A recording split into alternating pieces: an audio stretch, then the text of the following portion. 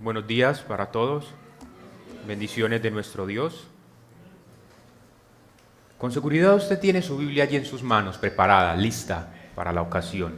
Así que vaya conmigo al capítulo 12 de Mateo. Y como ya se nos fue dicho por el maestro, por Sidán, por quien nos guiaba, empezaremos desde el versículo 22. Versículo 22. Y creo que siempre es un dilema, pueden sentarse, creo que siempre es un dilema para quienes tenemos el privilegio de predicar, de predicar y no predicar de una manera secuencial, sucesiva, el dilema de no saber qué texto de la Biblia escoger, a dónde llegar, qué necesidades tiene la iglesia. Pero nuestro Dios bien conoce los corazones de cada uno de ustedes. Y claro, el Señor ha puesto en mi corazón el poder explicar, exponer este pasaje. Y hemos sido grandemente bendecidos cuando vamos a las Escrituras, en especial al Evangelio de Mateo, y encontramos la vida y obra de nuestro Señor Jesucristo. Mateo es un hermoso evangelio que nos presenta la vida de nuestro Señor Jesucristo, y quiero arribar aquí, en Mateo. Quiero poder expandir esa bendición que se nos ha sido dada los miércoles, y creo que no le hacemos justicia a este texto si se expone un miércoles, y no porque quien lo exponga no tenga la capacidad, más bien el tiempo no lo permite, y creo que aquí, así que acomódese en su silla, porque vamos a tener un tiempo en donde estudiaremos esta palabra de una manera un poco más minuciosa, desgranando el pasaje. Mateo, capítulo 12, versículos del 22 al 32. Y dice así la palabra de nuestro Dios. Entonces fue traído a él un endemoniado ciego y mudo y le sanó de tal manera que el ciego y mudo veía y hablaba. Y toda la gente estaba atónita y decía, ¿será este aquel hijo de David? Mas los fariseos al oírlo decían, este no echa fuera a los demonios, sino por Belcebú, príncipe de los demonios. Sabiendo Jesús los pensamientos de ellos, les dijo, todo reino dividido contra sí mismo es asolado, y toda ciudad o casa dividida contra sí misma no permanecerá. Y si Satanás echa fuera a Satanás, contra sí misma está dividida. ¿Cómo pues permanecerá su reino? Y si yo echo fuera a los demonios por Belcebú, ¿por quién los echan vuestros hijos? Por tanto ellos serán vuestros jueces. Pero si yo por el Espíritu de Dios echo fuera a los demonios, ciertamente ha llegado a vosotros el reino de Dios. Porque ¿cómo puede alguno entrar en la casa del hombre fuerte y saquear sus bienes, si primero no le ata, y entonces podrá saquear su casa? El que no es conmigo, contra mí es, y el que conmigo no recoge, desparrama. Por tanto os digo, todo pecado y blasfemia será perdonado a los hombres, mas la blasfemia contra el Espíritu no será perdonada. Cualquiera que dijere alguna palabra contra el Hijo del Hombre le será perdonado, pero aquel que hable contra el Espíritu Santo no lo será perdonado ni en este siglo ni en el venidero. Es probable que al mencionar la palabra blasfemia contra el Espíritu Santo, muchos pensamientos lleguen a su mente. Usted tiene ideas preconcebidas de lo que pudiese ser la blasfemia contra el Espíritu Santo. Y la razón es porque nosotros encontramos que hay muchas enseñanzas detrás de este pasaje y pudiese haber esa confusión. Evidentemente, la iglesia ha tenido que pasar por este proceso. La historia de la iglesia nos muestra que hay interpretaciones de este pasaje que no son correctamente expuestas. Y lo que quiero decir es, bueno, puede que el mensaje no sea errado, puede que el mensaje no sea caliginoso, oscuro, para quien lee a primera instancia. Más bien tiene que ver con su aplicación actual. ¿Cómo aplicamos este pasaje a la vida de cada creyente hoy? ¿Realmente es aplicable en todo lo que nuestro Señor Jesucristo quiso enseñar en ese momento? ¿O no tiene ninguna incidencia para nosotros? ¿Podemos verdaderamente pecar de esta manera? Es la pregunta que surge. ¿Podemos pecar así? Otros, por el contrario, creen que esta porción ya no aplica bajo el nuevo pacto. Pues esa frase que dice no le será perdonado ni en este siglo ni en el venidero, dentro del contexto que vamos a examinar, propone cierta desavenencia, cierto desacuerdo a esa doctrina cardinal en el cristianismo que nos presenta que cada pecado en la persona de Cristo, si venimos arrepentidos delante de Él, podemos ser perdonados, ya sea un pecado pasado, presente o futuro, puede ser perdonado, pero aquí vemos esa frase y nos cuesta un poco entenderla. Mis hermanos, mis amados hermanos y amigos, ¿a qué nos enfrentamos? Evidentemente es un texto que nos presenta un pecado imperdonable, el cual si tú lo has cometido, pues dice la Escritura, no tendrás perdón. Jesús realmente no puede perdonarte si lo cometes, pero ¿lo podemos cometer hoy? Quiero junto a ustedes resolver este meollo, el meollo del asunto. Pero es necesario, en primer lugar, estudiar con lupa todos los pasajes concernientes a este asunto. Y no tenemos el tiempo para hacerlo, pero vamos rápidamente. Debemos hacer una exégesis correcta, apropiada, y no desechando nada aún. Téngalo presente, no esté prejuiciado, preconcebido, pues toda la Escritura es inspirada por Dios y útil para la vida de todo creyente. Todo creyente se ve beneficiado de pasajes como estos. Abordemos entonces esta cuestión. Y yo lo hice desde la narrativa de Mateo, pero vamos a ver de pronto lo que dice Marcos y Lucas, pues nos ayudan a componer toda esta historia. Es así entonces como yo creo que lo que tenemos acá, claro, es la blasfemia contra el Espíritu Santo, pero es cruzar la línea a una deliberada incredulidad. Y ese es el título de mi mensaje, cruzando la línea a una incredulidad deliberada. Cruzando la línea a una incredulidad deliberada.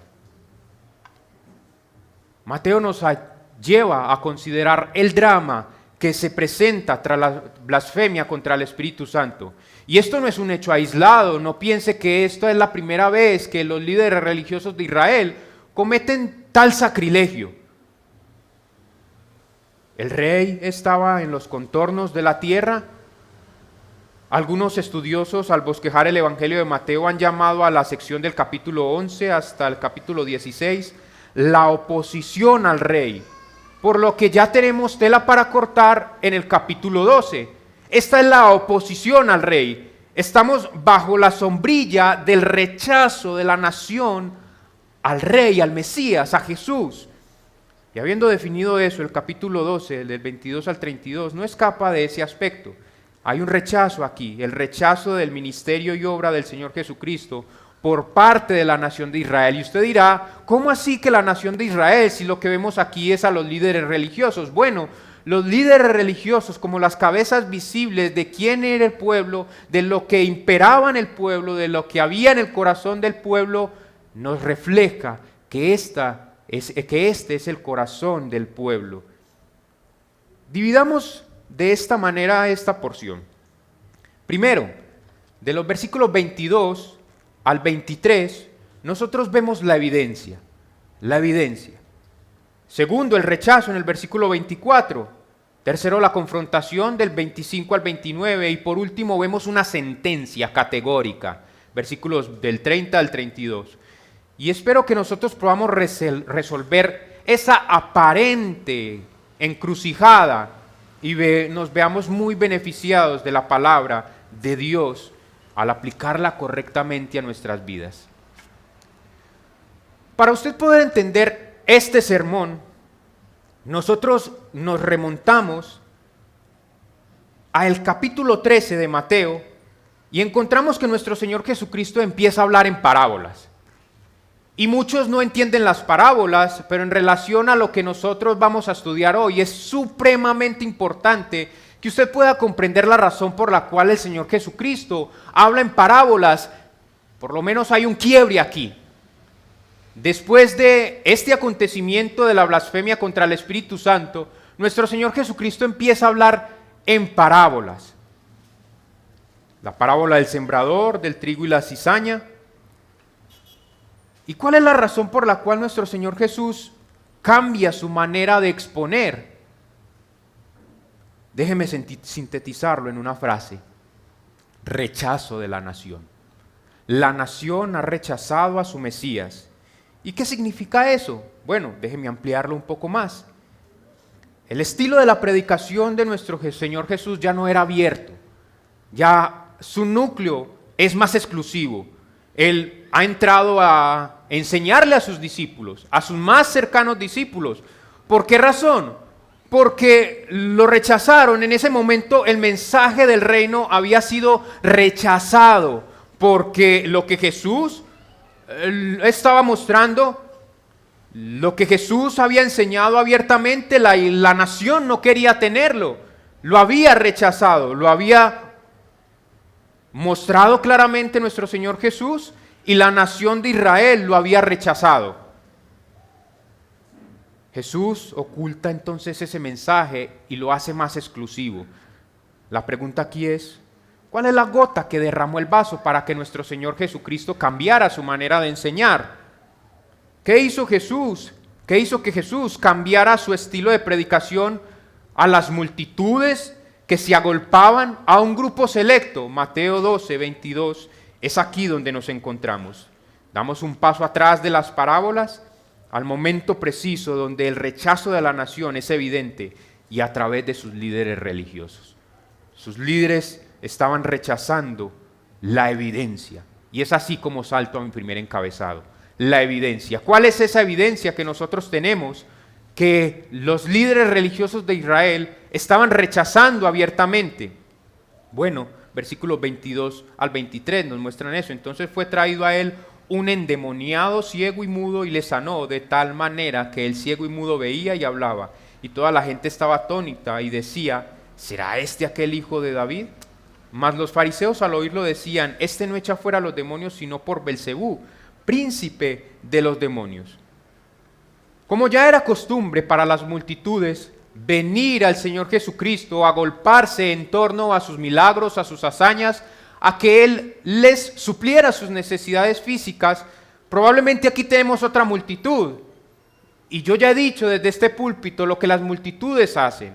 Usted no puede seguir a la multitud es impersonal. Aquí hay multitudes que ni siquiera saben la razón por la cual el Señor Jesucristo hacía milagros, pero seguían a la multitud. Ellos querían obtener algún beneficio del Señor Jesucristo. Jesús estaba allí en Capernaum, la gente escuchó de aquel hombre que proveía, que sanaba, que él estaba recorriendo sus calles. Marcos 3:20 dice: y se agolpó de nuevo la gente, de modo que ellos ni aún podían comer. ¿Y quiénes son ellos? Sus discípulos y el Señor Jesucristo. Hay un interés generalizado por parte de las multitudes. Algo atraía a las multitudes al Señor Jesucristo. Mateo nos dice que esa multitud que Marcos menciona vino a él con el explícito propósito de que fuesen liberados de demonios, liberados de la opresión, que sus enfermedades fuesen sanadas, que sus necesidades fuesen suplidas, pero no con un interés de realmente entender que él era el Mesías o entregarse completamente al Mesías. Y aquí tenemos a un hombre endemoniado, en la peor condición que un hombre pudiese estar. Este hombre está endemoniado, es ciego, es mudo, y esta es la peor condición en la que un hombre podía estar. Era evidente para los que estaban hasta ahí, los que veían lo que el Señor Jesucristo hacía, era evidente que este hombre era ciego, probablemente sus ojos eran blancos, su boca se enmudecía, tartamudeaba, no podía articular palabra. Era evidente para la multitud y para los fariseos. Escúcheme bien, para los fariseos era evidente que nuestro Señor Jesucristo desplegaba poder de lo alto. Pero aquí vemos el corazón de nuestro Señor Jesús. Nuestro Señor Jesús nos enseña a quienes deseamos servirle por el resto de nuestras vidas, servirle a su iglesia. Él está cansado con seguridad, Él tiene hambre con seguridad, Pero Él no está ensimismado. Él atiende las necesidades de un pueblo en necesidad y le sanó de tal manera que el ciego y mudo veía y hablaba. El milagro se hizo. Evidentemente se hizo un milagro. Creo que el ministerio tiene esas dificultades, mucho más. Pero aquí Jesús nos muestra la entrega que debemos tener a todo aquel que lo necesita. Jesús dijo: yo vine a servir y no a ser servido. Él vino a servir. Al sanar Jesús a este hombre, en el versículo 23 nos dice: y toda la gente atónita decía: ¿será aquel hijo de David? Si usted regresa a Isaías 53, el pasaje de la profecía de la venida del Mesías, en donde enseña que el Mesías vendría con estos portentos, mostrando que Él sanaría las enfermedades de su pueblo, pero el pueblo no podía quedarse allí, rasgando solamente la superficie. Debían ver estos milagros del Señor Jesucristo como una evidencia, una muestra de que este era el Mesías esperado. El Mesías esperado vendría como el sanador de su pueblo y como el sanador de la mayor necesidad de todo hombre, el pecado. Él tenía el poder para sanar las enfermedades, pero esto lo cotejamos con su poder sobre la redención. Él podía redimir el pecado del hombre. Isaías 53 nos muestra esto y dice, versículo 4: ciertamente llevó Él nuestras enfermedades y sufrió nuestros dolores, y nosotros le tuvimos por azotado, por herido de Dios y abatido. Es curioso que Mateo en el capítulo 8, versículo 17 nos dice que Jesús cumple esa profecía al sacar demonios y sanar enfermedades. Aquí tenemos, damas y caballeros, al Mesías esperado. Él cumple las profecías del Antiguo Testamento y Mateo utiliza ese versículo para relacionar la venida del Mesías y mostrarnos que el Mesías estaba en los contornos humanos.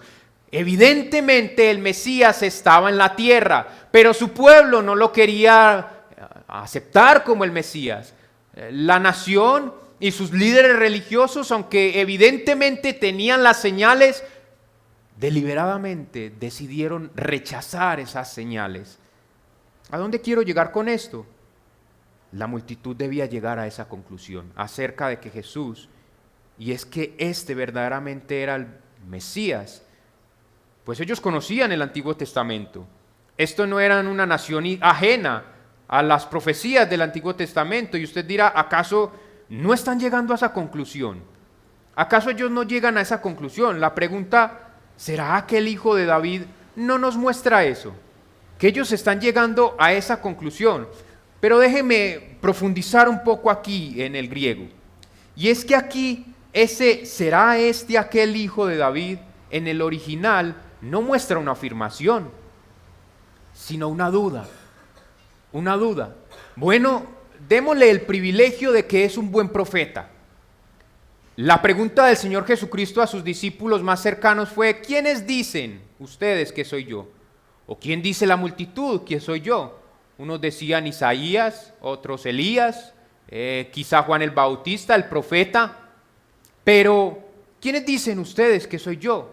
¿Realmente ustedes han visto mi gloria? ¿Realmente ustedes entienden que yo soy el Mesías esperado? ¿O tienen la misma preconcepción del pueblo? Démosle la prerrogativa de que él es un buen profeta, eso decía el pueblo. Démosle la prerrogativa de que es un buen hombre, de que probablemente las señales que hace pues tengan algo que ver con el cielo. Pero el Mesías, yo creo que eso es un salto muy grande. Afirmar que él es el Mesías era algo que ellos no podían concebir, porque la idea del pueblo judío era que el Mesías vendría con esplendor real, que los sacaría de la aflicción del pueblo romano. Ellos no esperaban un Mesías doliente, mucho menos uno que en su momento se dejara golpear de los líderes religiosos de Israel o tan solo verlo crucificado como un rey. Esto no era concebible para ellos. Una locura, una locura. Ellos no están afirmando aquí que este es el Mesías. están dudando, están poniendo en tela de juicio que este verdaderamente sea el Mesías que esperaban. La efervescencia nacional que tenían los judíos no se estaba cumpliendo. Estaban planteando de modo que esperaban una respuesta negativa. Evidentemente este no es el Mesías. Lo que ellos están queriendo decir en otras palabras, este no puede ser el hijo de David. Vemos sus hazañas, vemos evidentemente lo que está haciendo, pero este no es el hijo de David. No puede ser. Este no puede ser el Mesías que nosotros esperamos. La multitud debía haber inferido inmediatamente sin dudar, como Nicodemo, que nadie puede hacer estas señales si no está Dios con él. Pero prontamente esa duda que ellos tenían de lo que las multitudes pensaban hasta ahora sería afirmado por la influencia y respuesta de los fariseos. La evidencia de que Jesús era el Mesías esperado había sido manifestada, expuesta, pero ellos la habían rechazado. Lo habían rechazado. Y por eso en un principio dije que esto no es un hecho aislado. Esto es una seguidilla de hechos que hacen que el pueblo de Israel sufra las consecuencias de ese extravío. Y lo rechazan. Por eso llegamos a nuestro segundo encabezado, el rechazo. Versículo 24. Mas los fariseos al oírlo decían, este no echa fuera a los demonios, sino por Belcebú, príncipe de los demonios. El punto crítico de la nación de Israel hacia Jesús es el rechazo abierto de sus líderes al atribuirle la obra del Espíritu Santo hecha a través de nuestro Señor Jesucristo a Satanás. Esto es crítico. Marcos nos dice que los escribas se encontraban allí, también los fariseos. Esto comprende el rechazo de todos sus líderes religiosos. No solamente los escribas, los fariseos se encontraban entre la multitud. Todos sus líderes religiosos se encontraban allí. El rechazo de sus líderes religiosos es total, total. Este no es un rechazo aislado. Esta no es la primera vez que los líderes religiosos de Israel rechazan a Jesús. No es la primera vez. Esto solamente es un rechazo de una seguidilla de rechazos. Y mire, el rechazo al rey comienza con el rechazo al precursor, Juan el Bautista. Rechazaron al precursor, Mateo 11, 2 al 19, vemos que los líderes religiosos rechazaron a Juan el Bautista, seguido del rechazo del testimonio de las obras de Jesús. El rechazo, el testimonio del Padre. Si bien usted lo recuerda, Juan 5, 33 al 40, nos muestra esa progresión del testimonio acerca de Jesús. Y permítame leerlo para usted. Vosotros enviasteis mensajeros a Juan, y él dio testimonio de la verdad. Pero yo no recibo testimonio de hombre alguno, mas digo esto para que vosotros seáis salvos. Él era antorcha que ardía y alumbraba, y vosotros quisisteis regocijaros por un tiempo en su luz, mas yo tengo mayor testimonio que el de Juan, porque las obras que el Padre me dio para que cumpliese, las mismas obras que yo hago dan testimonio de mí, dice el Señor Jesucristo. Nunca habéis oído su voz, ni habéis visto su aspecto, ni tenéis su palabra morando en vosotros, porque a quien Él envió vosotros no creéis. Escudriñad las Escrituras, porque a vosotros os parece que en ellas tenéis la vida eterna, y ellas son las que dan testimonio de mí. Y no queréis venir a mí para que tengáis vida. Los judíos rechazaron todo testimonio que se presenta acerca de nuestro Señor Jesús, como el Mesías esperado. Todo testimonio que Dios quiso dar, los judíos lo rechazaron. Los líderes religiosos de la nación lo rechazaron. En esta ocasión no fue la excepción. Estos estaban rechazando el testimonio del Espíritu de Dios. A Juan el Bautista, las obras del Señor Jesucristo, Dios mismo hablando desde el cielo, este es mi Hijo amado en quien me complazco, y aquí el Espíritu Santo está confirmando que es el Mesías esperado, pero lo rechazan, lo rechazan. ¿Qué más queda para ellos? ¿Qué más se les puede dar? ¿Qué más necesitan para poder entender que este es el Redentor de la nación? Solo el juicio, solo queda para ellos juicio, no más. Los fariseos y los escribas, como esas serpientes, como lo llamó Juan el Bautista, se estaban escabullendo entre la multitud y arrojando su veneno. Estos hombres habían visto lo que Jesús había hecho. Ellos sabían que no había otra explicación a esos milagros, sino que Dios, a través del Espíritu Santo, estaba confirmando a Jesús como el enviado de su parte. Pero ellos deliberadamente, escuchen bien, deliberadamente decidieron rechazar ese testimonio. Y yo creo que usted aquí ya puede estar conformando lo que significa la blasfemia contra el Espíritu Santo. ¿Por qué? ¿Por qué? Porque la afirmación, porque al confirmar su autenticidad de parte de Dios, ellos empezarían ¿qué? A perder seguidores. Si ellos decían que Jesús era el esperado, ¿qué sucedía? Su status quo se caía. Empezaban a perder seguidores. El comentarista Hendrickson dice, la acusación dirigida contra Cristo por los escribas y fariseos era perversa, era resultado de la envidia, resultado de un corazón envidioso. Entonces, ¿cómo vemos tan horrenda acusación, la cual proviene de corazones endurecidos? La evidencia está, pero ellos voluntariamente endurecen su ser, que han recibido toda la iluminación de parte de Dios en la persona de Cristo. Él estaba caminando en medio de ellos, pero que voluntariamente han rechazado esa manifestación. Para ponerlo en otro vocabulario y explicarme mejor de lo que los fariseos estaban diciendo con esto era, no podemos negar que viene de Dios, es evidente. Entonces levantemos acusación de que está poseído por Satanás y que bajo su poder echa fuera a los demonios. No podemos hacer otra cosa, es evidente. Y de hecho, lo que esa duda, esa incertidumbre que tenía el pueblo hasta ese momento, los hace escandalizar y preguntarse, ¿el pueblo está creyendo? ¿Está sacando conclusiones? Simplemente neguémoslo rotundamente. Qué acusación tan desesperada e ilógica, damas y caballeros. Pero mantenga eso en su mente, guarde eso en su bolsa. Es importante. La blasfemia contra el Espíritu Santo, no lo pierda de vista. Pasando al siguiente encabezado, Jesús confronta la necedad, la insensatez de estos hombres. Y Él lo hace al explicar la incoherencia de sus razonamientos, de sus conclusiones, la confrontación.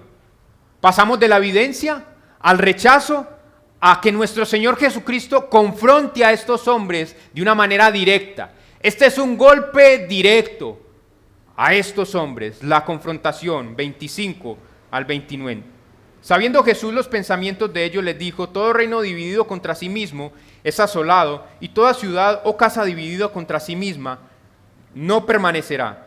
Y si Satanás echa fuera a Satanás, contra sí mismo está dividido. ¿Cómo pues permanecerá su reino?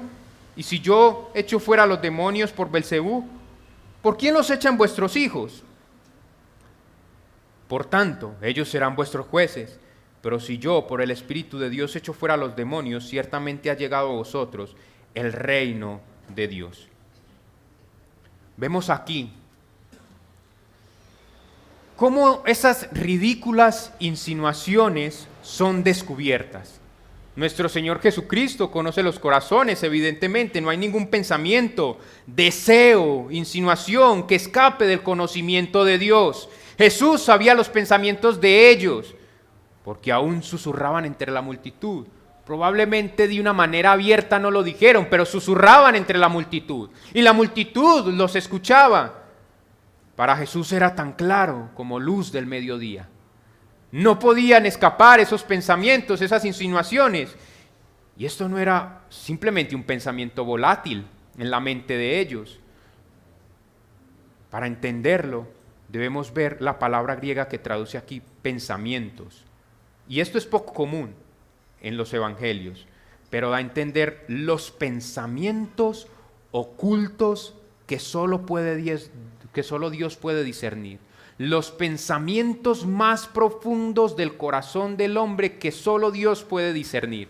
Aquí está nuevamente la evidencia. Dios evidenciando Dios el Padre evidenciando a través del Espíritu que Jesucristo comparte la esencia con la Trinidad. Solo Dios puede escudriñar esos pensamientos. Solo Dios puede tomar eso tan profundo que hay en tu corazón y exponerlo ahora mismo. ¿Qué hay en tu corazón, dama, caballero, hermano y amigo, que nadie lo sabe, que está tan recóndito allí, pero que Dios lo sabe, y que es tan claro para Él como la luz del mediodía? Aquí están estos hombres tratando de ocultar algo que hay en su corazón, pero para el Señor Jesucristo, quien es Dios, no se esconde de su jurisdicción. Los pensamientos ocultos del corazón que solo Dios puede discernir, Cristo los podía discernir porque es Dios mismo. Entonces podemos decir que Jesús está viendo los deseos del corazón de estos hombres.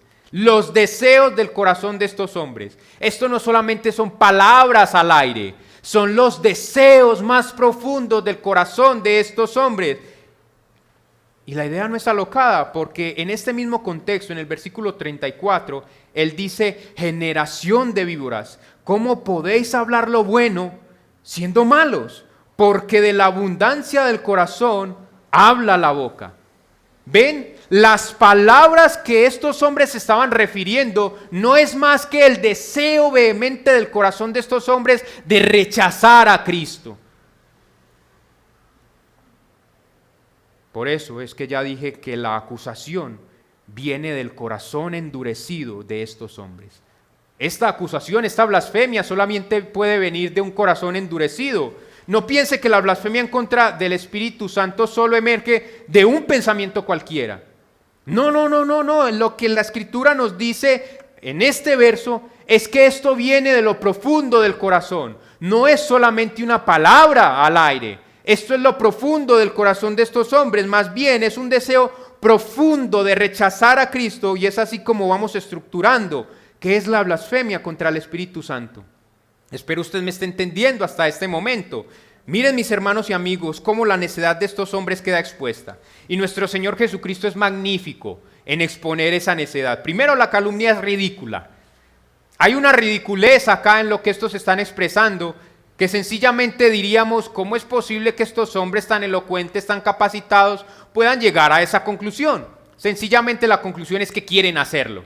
No es que tengan un tornillo suelto, es que quieren llegar a esa conclusión, pero es ridículo. Segundo, es contradictorio.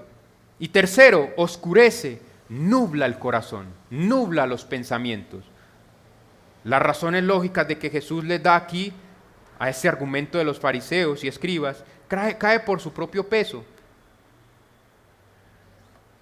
Esta calumnia, en otras palabras, es autoexcluyente. Ellos inmediatamente se excluyen con la tontería que están diciendo.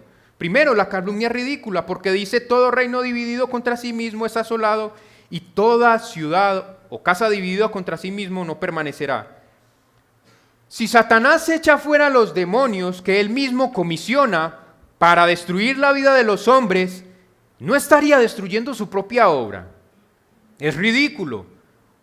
Tarde o temprano ese reino caerá. Usted puede entender ese razonamiento, déjeme ilustrárselo. Recuerda cuando Gedeón luchó contra los madianitas, allí en Jueces 7:22. Y los 300 tocaban las trompetas, y Jehová puso la espada de cada uno contra su compañero en todo el campamento. Y sabemos qué pasó. Ellos no pudieron prevalecer porque su compañero le estaba matando, y muchos de ellos estaban matando a sus compañeros. No pueden prevalecer así. Ese reino no prevaleció en contra de la guerra a Israel. Se mataron uno al otro, quedaron de esta manera totalmente destruidos en contra de los 300 hombres de Israel. Y eso es precisamente lo que Jesús nos quiere hacer ver acá, la ridiculez de esa calumnia. El versículo 26 nos afirma la lógica de Jesús. Y si Satanás echa fuera a Satanás, contra sí mismo está dividido. ¿Cómo pues permanecerá su reino? La respuesta es, sencillamente no es posible. No puede prevalecer. Si Satanás está en contra de sí mismo, no puede prevalecer. Y en ocasiones Satanás pudiese darle algún poder, porque solamente digamos que hay dos fuerzas no equiparables. Escúchenme bien, hay dos fuerzas no equiparables, la de Dios y la de Satanás. Aún así dos fuerzas no equiparables. ¿Qué quiero decir con eso?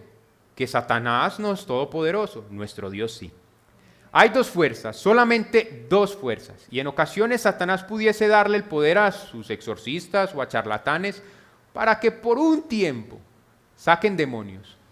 Pero no de una manera definitiva, sino para sus propósitos.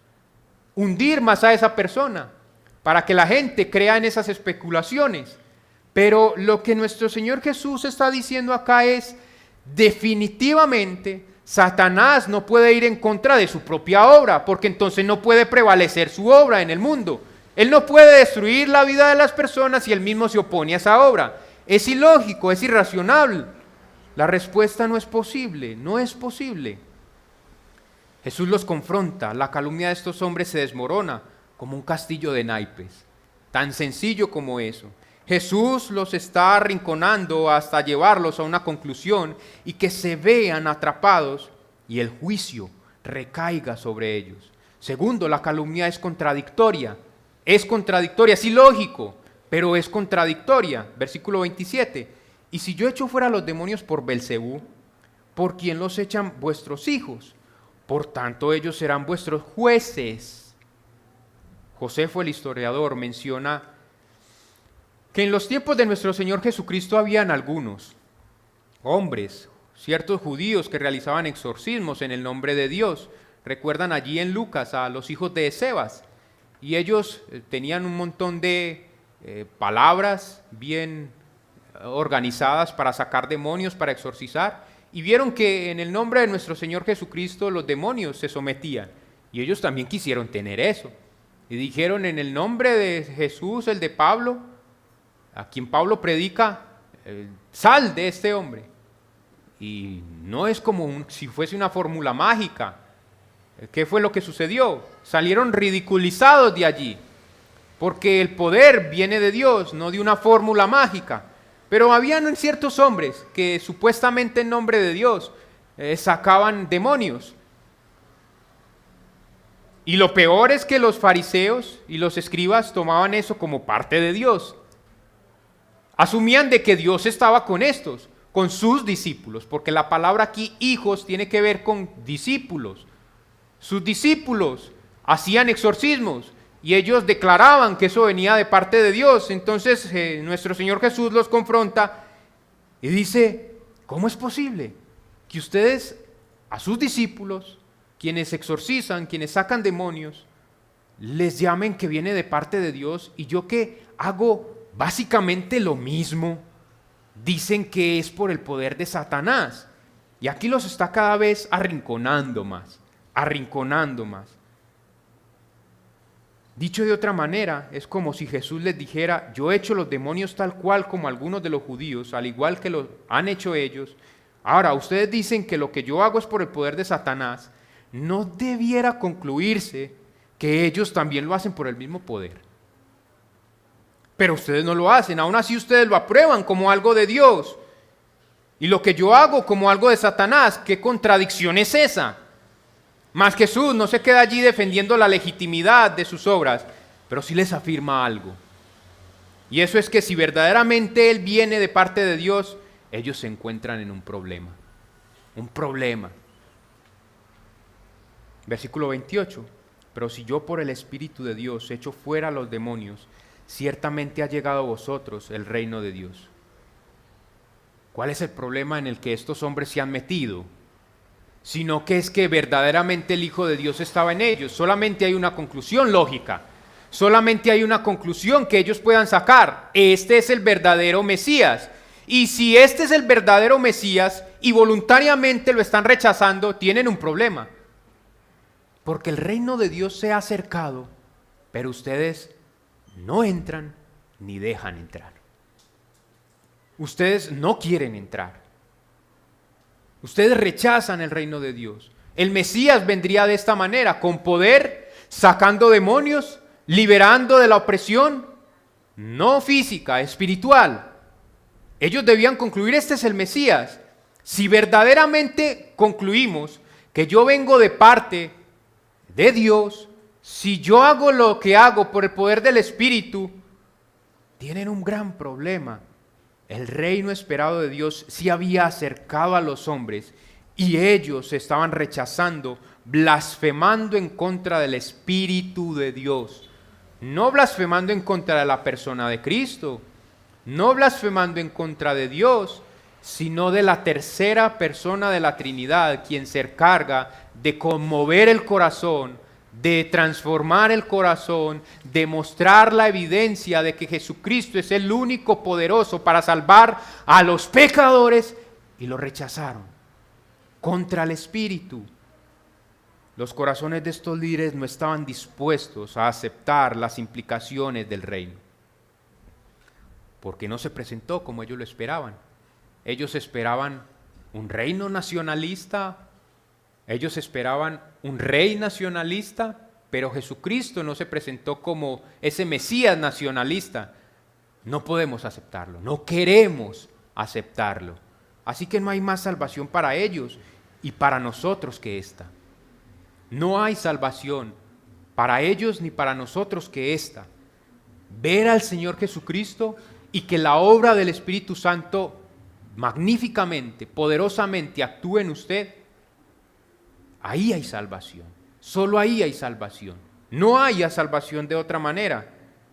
Así que no hay salvación para ellos ni para nosotros y ellos lo están rechazando. ¿Qué más queda? Solamente queda juicio. Juicio para ellos. El esperado reino de Dios ha llegado a ustedes, ustedes lo han rechazado y es así, damas y caballeros, como en tercer lugar, esta calumnia oscurece. Tercer lugar en lo que estoy explicando en este punto.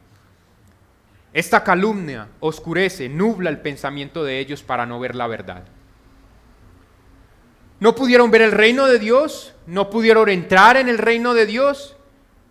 Quiera el mismo Espíritu que fue blasfemado en ese momento, en esta ocasión, ayudarte a ver las maravillas del reino, mi querido amigo, a verlas y aceptarlas. Si el reino se inauguró con la venida del Rey, de Jesús al mundo, la siguiente afirmación que Jesús emitió tiene tanto sentido.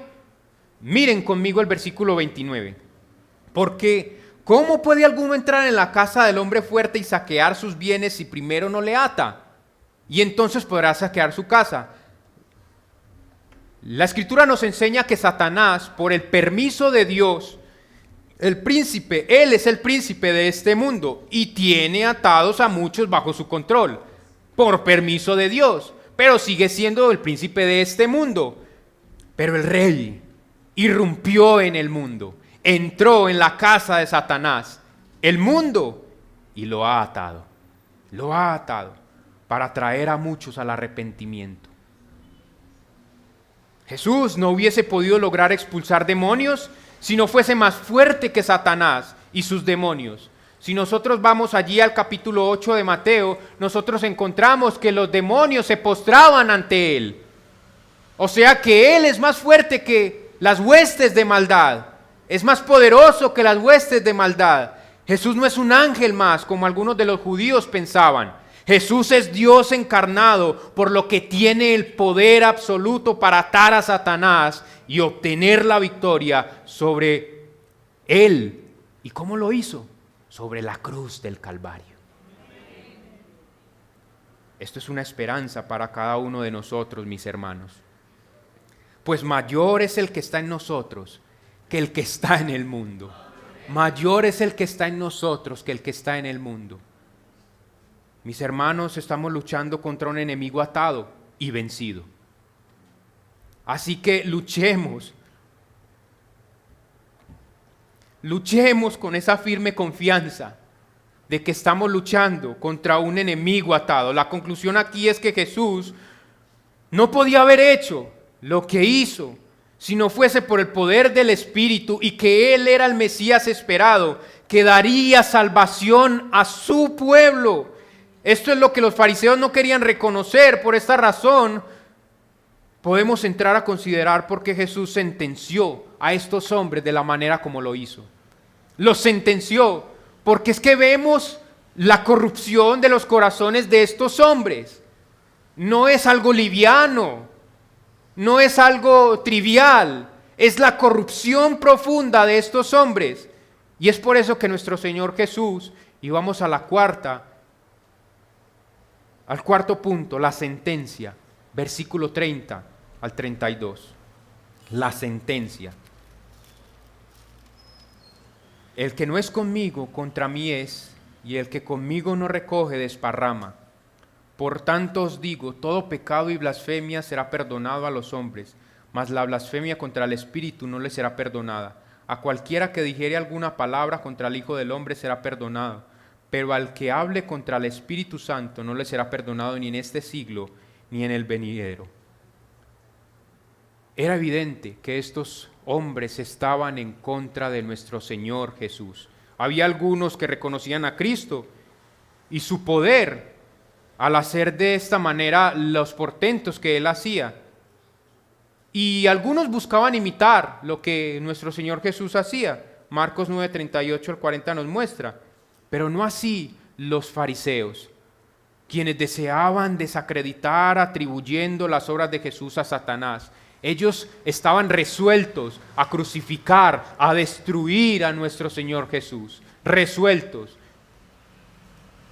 Ellos estaban en contra de Jesús y su obra en la tierra. Hombres como estos no entran al reino, ni dejaban entrar al reino. No cosechaban, desparramaban el fruto del Evangelio, lo echaban a perder. Y aquí vemos que no hay una neutralidad espiritual. Usted no puede decir, ok, yo no soy evangélico, yo no soy cristiano, pero creo en Dios. No hay tal cosa. Si no estás con Dios, estás en contra de Dios. Si no estás en Cristo, estás en contra de Él. No hay una neutralidad. Si no eres cristiano, y no digo religiosamente, si no eres cristiano verdaderamente, estás en contra de Dios. En contra de Dios. No hay otro camino, no hay otra verdad. No hay vida si no es en los méritos de Cristo, el único y verdadero. Por esto y mucho más, Jesús lanza esta sentencia. Versículos 31 y 32. Por tanto os digo, todo pecado y blasfemia será perdonado a los hombres, mas la blasfemia contra el Espíritu no le será perdonada. A cualquiera que dijera alguna palabra contra el Hijo del Hombre le será perdonada, pero al que hable contra el Espíritu Santo no le será perdonado ni en este siglo ni en el venidero. Y quiero que note este por tanto aquí, por tanto, porque esto conecta con toda la sección de los versículos 25 al 30. Podemos inferir que las palabras en esta porción son la ejecución final del rechazo manifiesto de los corazones al ver la evidencia. ¿Me sigue? Esta es la ejecución final del rechazo manifiesto de los corazones de estos hombres al ver la evidencia. Escúcheme bien. Aún así, y esta es la evidencia completa para estos hombres.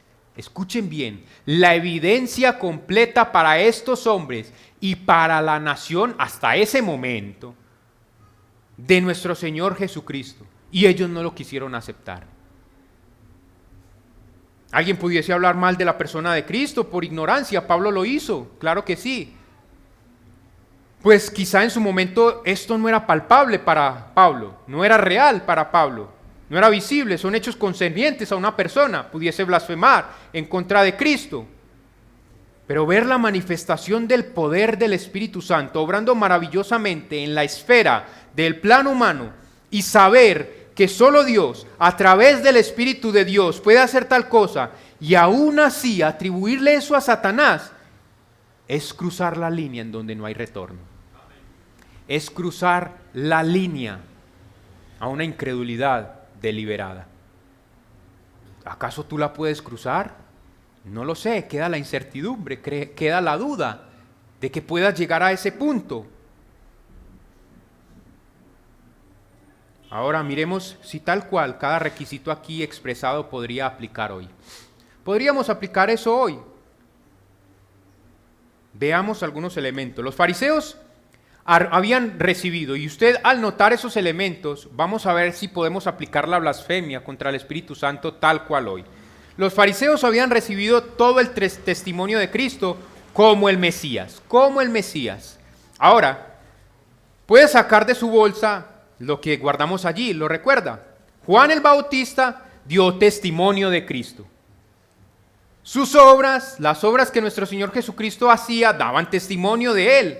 Y Dios el Padre dio testimonio de Él. Y por último aquí el Espíritu Santo lo estaba confirmando. Y cada testimonio aquí nombrado fue deliberadamente rechazado por ellos. Esta blasfemia solo era la punta del iceberg de todo lo que había allí en el corazón de estos hombres. La calumnia de varios rechazos. La calumnia de varios rechazos. Entonces el pecado imperdonable en este contexto, es ser completamente iluminado acerca de que Jesús es el Mesías, completamente iluminado de que Jesús es el Mesías esperado por la nación, el Salvador, y al ver la confirmación de Dios a través del Espíritu Santo, haciendo un despliegue de su poder, rechazar lo visto. Eso es lo que es la blasfemia en este contexto. Jesús entonces puede afirmar que no hay perdón para ellos. No hay perdón para ellos porque conocía sus corazones y sabía que no había nada allí que pudiese salvarlos. ¿Y cómo lo sabemos? ¿Cómo sabemos que el problema de ellos no es simplemente una afirmación que ellos están dando? Es el corazón. Pues si usted va a los versículos subsiguientes, o haced el árbol bueno y su fruto bueno, o haced el árbol malo y su fruto malo, porque por el fruto se conoce el árbol. Generación de víboras, ¿cómo podéis hablar lo bueno siendo malos? Porque de la abundancia del corazón habla la boca.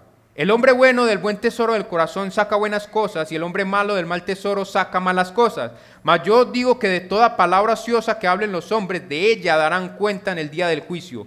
Porque por tus palabras serás justificado, y por tus palabras serás condenado. Aquí el problema son las palabras. No, las palabras solamente son la manifestación, el diagnóstico de un corazón corrupto. Si tú hablas corruptamente es porque tu corazón está lleno de maldad. Y si estos hombres blasfemaron a tal punto es porque sus corazones estaban llenos de maldad, de corrupción.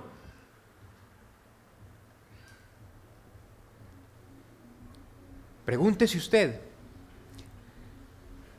¿ha sido completamente iluminado? ¿Acaso ha visto un despliegue del poder del Espíritu a través de Jesús? Probablemente no. Pero podría llegar a ese punto, y eso es lo que quiero meditar para finalizar con esto. Quizá la forma no se puede cumplir hoy. La forma de la blasfemia contra el Espíritu Santo no se puede cumplir hoy, pero la esencia sí. La esencia sí. Permítanme terminar con palabras como estas. Charles Templeton, un hombre que estaba muy cerca a Billy Graham, ese evangelista conocido. Este hombre, se habla de él que era un hombre elocuente, muy capaz, muy vivaz a la hora de hablar, de predicar el evangelio, tanto que las masas le seguían a él. Pero el hombre, poco a poco, se fue desviando a una corriente más liberal, hasta el punto de llegar a ser gnóstico. En 1957, después de una larga lucha, Templeton se declaró agnóstico y escribió un libro llamado Farewell to God. Me despido de Dios. Me despido de Dios. Templeton murió como un agnóstico y probablemente en la misma condición de los fariseos. Un hombre que proclamó las verdades del Evangelio. Muchas personas, por el poder del Espíritu Santo y la predicación de este hombre, dan su testimonio de que llegaran a los pies de Cristo. El hombre conocía las verdades detrás del Evangelio, Pero esas verdades nunca lo filtraron a él. Esas verdades nunca calaron en su corazón. Simplemente para él fueron intelectualismo. Y este hombre al final de sus vidas terminó como un agnóstico, diciendo que se había despedido de Dios. Ahora, algunos dirán, perdió su salvación. Yo digo más bien nunca la tuvo. Nunca tuvo salvación, pero fue iluminado. Domingo tras domingo el evangelio fue predicado. Tus hermanos se acercan a ti y te advierten la amenaza que tienes detrás de ti de no arrepentirte. El evangelio te es predicado domingo tras domingo. ¿Y sabes cuál es la urgencia del evangelio? Que hoy es el día de la salvación, no mañana.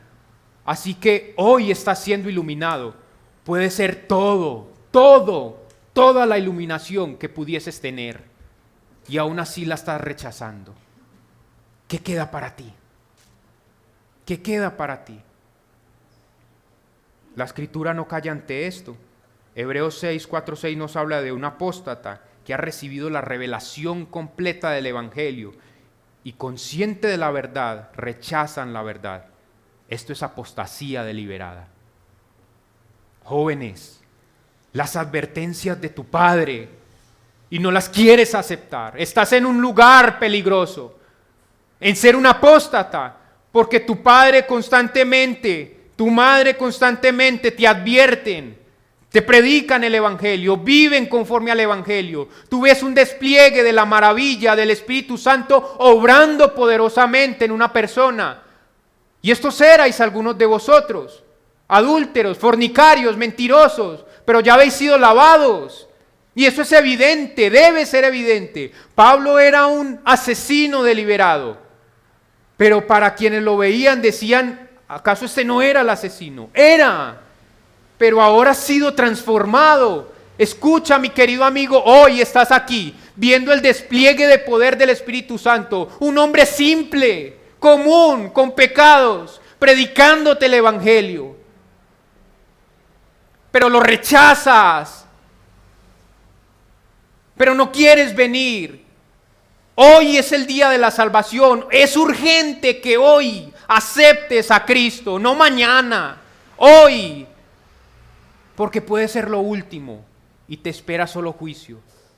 Mis queridos amigos y hermanos, esto es para nosotros. Escucha la reprensión que te hace el Espíritu domingo tras domingo. Aplica esas verdades a tu vida, no endurezcas tu corazón, porque eso es lo que causa cuando simplemente no advertido, no aplica las verdades del evangelio a tu corazón. Te endureces, te endureces, te endureces. Hebreos dice, porque es imposible que los que una vez fueron iluminados y gustaron del don celestial y fueron hechos partícipes del Espíritu Santo y asimismo gustaron de la buena palabra de Dios y los poderes del siglo venidero y recayeron, sean otra vez renovados para arrepentimiento, crucificando de nuevo para sí mismo al Hijo de Dios y exponiéndolo a vituperio. No es como comienzas, sino como terminas. El que persevere hasta el final, este será salvo. Es imposible, nos dice Hebreos, que vengas a una iglesia y seas iluminado con el evangelio domingo tras domingo. Es imposible que paladees, pruebes un poco de las bondades del cielo al estar aquí. Nuestro pastor lo dice, nos estamos preparando para el cielo. Esto que tú ves, querido amigo, son las bondades del cielo. Es imposible que tú paladees las bondades del cielo. Que igual veas cómo el Espíritu ejerce poder en la congregación al capacitar a los santos para la obra del ministerio. Es imposible que escuches un predicador fiel exponer las bondades de Cristo y aún así rechaces deliberadamente todo esto. ¿Cómo puedes ver a Cristo crucificado y saber que Él es el único camino al Padre y aún así levantar el puño contra Él? ¿Cómo puedes? Es imposible que haya otro sacrificio para ti. Si no eres salvo por Cristo y la plenitud de su conocimiento, No queda más sacrificio por los pecados, sino una horrenda expectación y juicio de hervor de fuego. Lamentablemente yo conozco a alguien que estuvo entre nosotros hace muchos años, no acá en esa iglesia, en la iglesia en donde yo estaba. Servía en la iglesia, llegó a ser mi maestro de niños y un día se fue al mundo. Hace algunos años yo me topé con él y quise hablarle del Evangelio y me dijo: Esteban, yo sé que la salvación es por Cristo, yo lo sé, yo entiendo lo que usted me dice, pero yo no quiero ser cristiano. Yo lo entiendo, y quizá tú estás aquí de la misma manera. Yo lo entiendo, y no lo dices abiertamente, pero tu vida lo refleja. Yo no quiero ser cristiano. No quiero ser cristiano. Yo quiero este mundo, me dijo él. Me encanta este mundo. Y yo no sé si él ha cruzado la línea, yo no lo sé. Solo Dios lo sabe, pero se está dirigiendo allí. Se está dirigiendo allí. La exhortación a los creyentes a perseverar hasta el final en nuestra profesión de fe, a tomar en serio cada palabra de la Escritura. Y a ti, amigo, te digo, Cristo es el único camino al Padre, ven a Él, no rechaces su sacrificio. Vamos a orar. Bendito Dios, Rey y Señor. Oh Padre, oh Dios, yo no sé, no conozco el corazón de nadie acá, tú lo conoces. Yo no sé quién se dirige a ese lugar en donde no hay retorno, en donde hay tanto endurecimiento que no hay más para él. Domingo tras domingo se expone a la palabra de Dios y no toma una decisión. Sus familiares, sus amigos les ponen la palabra de Dios y no toma una decisión. ¿Qué más queda? ¿Qué más queda? Simplemente oramos porque tú, Señor, que conoces los corazones, des arrepentimiento al corazón endurecido.